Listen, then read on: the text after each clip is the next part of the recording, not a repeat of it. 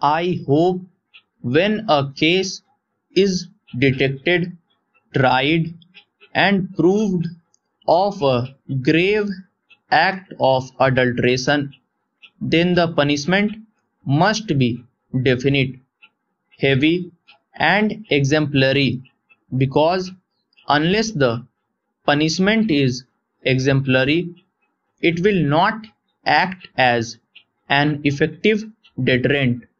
I would like to say a few words about voluntary agencies, social organizations, and public spirited men and women have a great part to play in all these spheres, and I hope that government will do everything in their power to see that voluntary agencies and the public spirited individuals are given all encouragement and assistance, because although the state's hands is bound to be and must be a watching hand on checking the evil, and it has to be a helping hand,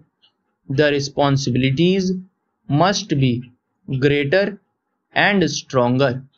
It is from that angle that the consumers' interests, the consumers' council, and the consumer movements, as one sees in countries like the UK and USA and the other countries, must also be helped to develop in our country. There are certain defects in the bill. Under the existing section, there is a provision that the sample taken by the food inspector shall be divided into three parts. One will be given to the person from whom the sample is taken. The other is sent to the local health authorities, and the third one is sent for public analysis to the public analyst.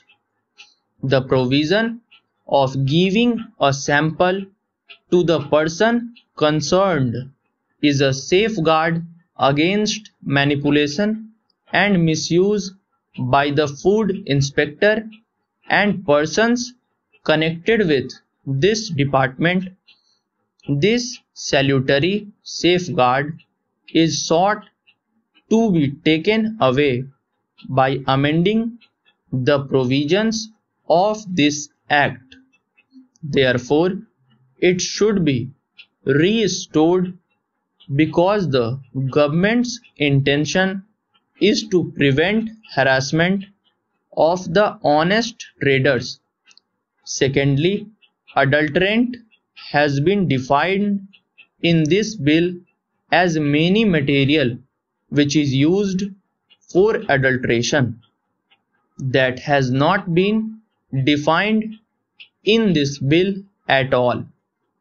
Only adulterated article and adulterated food have been defined, and even if water is mixed with milk, then water is used as an adulterant for adulteration of milk.